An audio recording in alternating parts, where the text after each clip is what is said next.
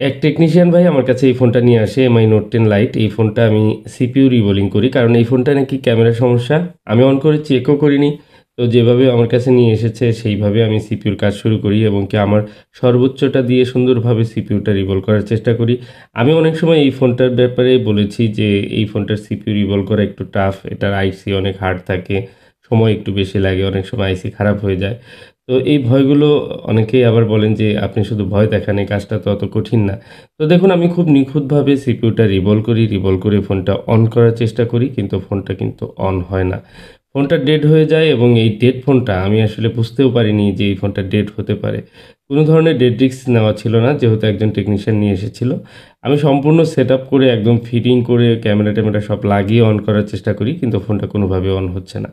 তো অন না হওয়ার কারণে আমি সিপিইউটা আবার তুলে দেখি যে সিপিইউর নিচের বলগুলো ঠিক আছে কিনা। দেখি প্রত্যেকটি বল কিন্তু পারফেক্ট রয়েছে। তারপরেও আবার রিভলভ করে আবার লাগিয়ে দেখি কিন্তু কাজ হয় না। পরবর্তীতে ইউএফএসটা খুলি যে স্টোরেজ আইসিটা সেটা খোলার পর দেখি এর ভিতরে কোনো পার্টিশন নেই। কোনো ধরনের ফাইল নেই। তো আমি ফাইল নতুন করে লোড করি এবং লোড করে সেটা ফ্লাশ করে নতুন করে আমি ফোনটা অন করার চেষ্টা করি। তারপরেও কিন্তু ফোনটা বুট হয় না।